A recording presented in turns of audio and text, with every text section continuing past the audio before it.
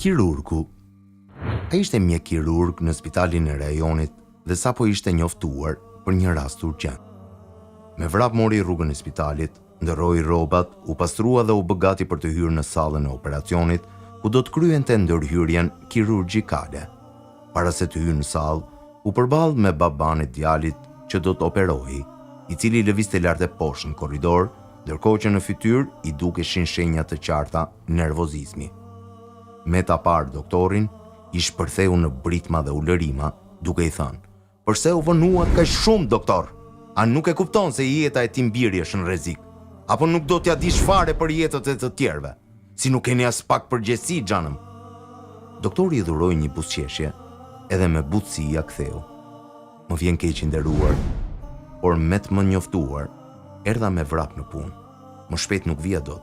Tani të kërkoj të qetësohesh pak edhe të më lësh të bëj punën time.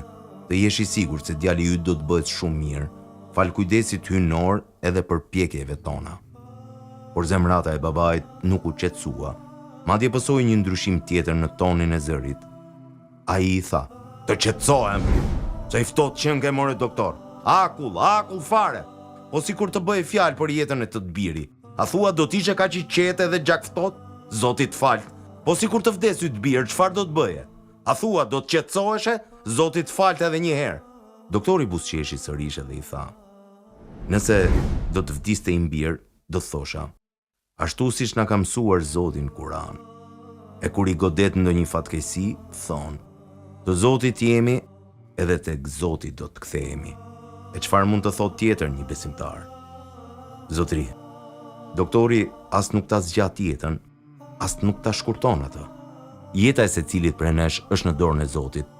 Ne do të bëjmë ç'është e mundur që ta shpëtojmë të bir, por duhet ta dish se gjendja e tij është e rëndë. Nëse ndodh diçka, duhet besosh fuqishëm se kaq e ka pasur të shkruar dhe se të gjithë jemi të Zotit dhe tek ai do të kthehemi. Këshilla ime është që të shkosh tek faltoria e spitalit dhe të lutesh që Zoti ta shpëtojë djalin tënd.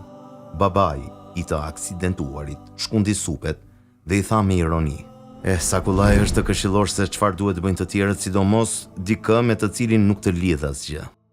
Doktori u largua dhe hyri në sallën e operacionit.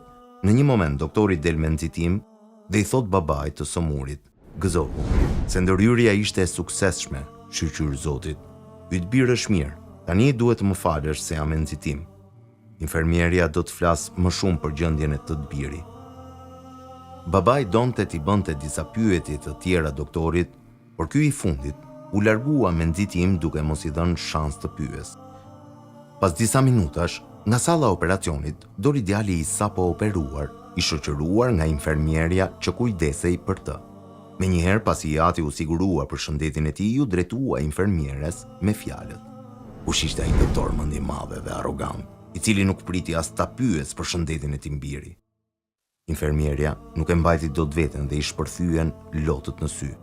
Para se babai i pacientit të saj të pyes më shumë, ajo i tha: "Ti doktorit për cilin ti flet, i ka vdekur djali në një aksident automobilistik dje në mbrëmje.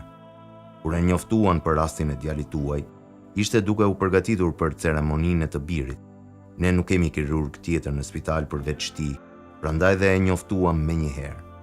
Ai e la ceremoninë e varrimit të birit të tij, mërzin dhe pikëllimin për të ardhur dhe për të shpëtuar jetën e djalit tënd."